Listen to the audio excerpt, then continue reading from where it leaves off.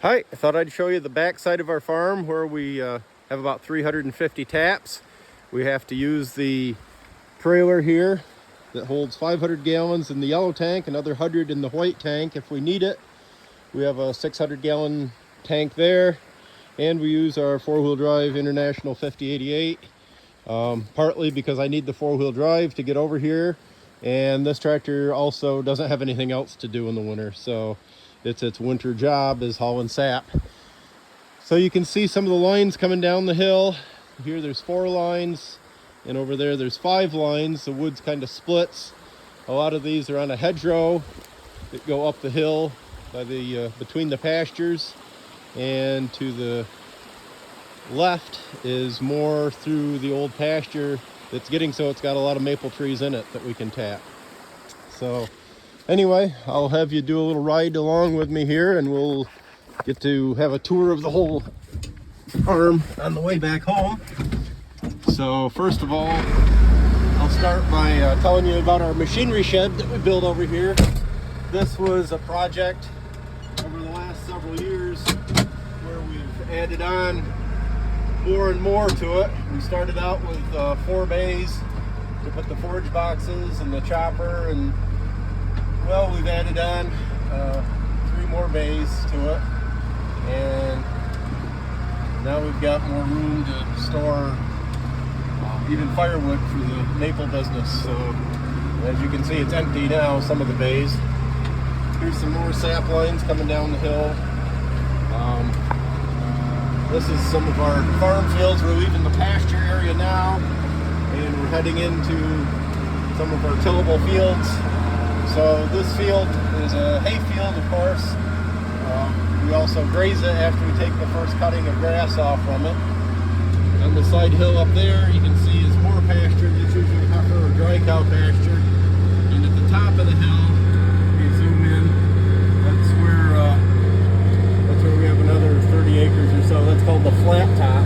And by that maple tree up there is where I proposed to Andrea 25 or so years ago. We had a winter where we didn't have any snow, and I wanted to propose to her on the snowmobile, and it didn't work out.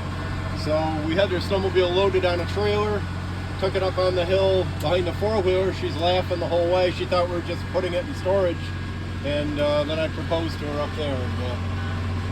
Anyway, this off to the left is our beech woods, we call that, and we have another 300 taps in the far end of that come down to the farmstead. So that works out really well. This is the dividing line between the 2 farms. So years ago, this field and this hedgerow divided the 2 farms in half. Right across there from Dad's hunting shack, going across the hill and on top of the hill. But what happened was there was a fire at the farm where we were just gathering the sap.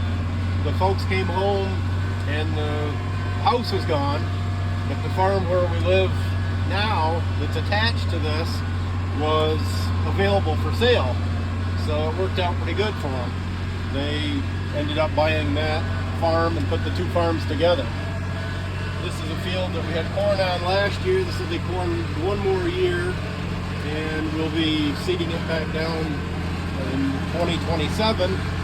In 2026, this field up here, which basically it looks like the same field, but there's a line here between the 2, that little grassy line, that's going to be seeded down and have oats on it as well.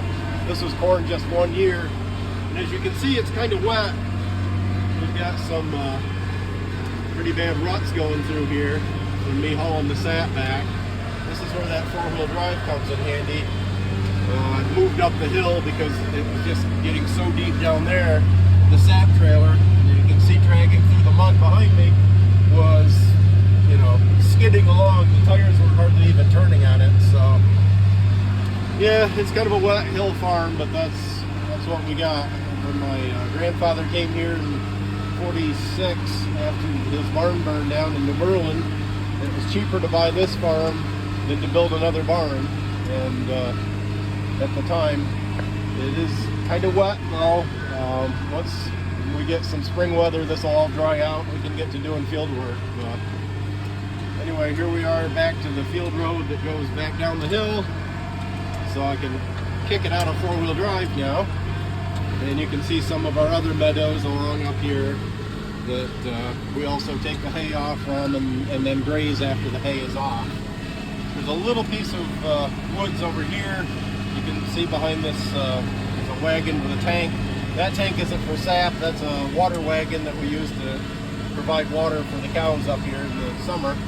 But there's a little woods of some hemlock there, but there's also a few maples in there. So we tap that and those come out down by the house. You'll see that in just a minute. So this is the farm road going up. This is the old farm dump. I've got a scrap pile and some things that, you know, we can use down the road if we need to. It's where I store the back blade and the bale hugger and stuff. And we've got a pile of wood here too. You can see this woods has a few maples that we've tapped. It goes over the road back there. It doesn't hit the forage boxes or the tractor when we go up to it. So anyway, here we are coming back down to the farmstead. It's over a half mile to the sap tank on the back side of the farm. But now you can see these are some more pastures, you know, that we have down here that are adjacent to the barn, and a lot of the farmland around that you can see in the neighborhood I don't own, but we rent or use those fields. So this is the dairy barn. We still milk 40 cows. Barn holds 72 animals. And my mom and dad's place up here where I grew up, and one of our machinery sheds. I like to keep all our equipment under cover, so we have lots of sheds. There's some of the antique tractors hiding in there for the winter.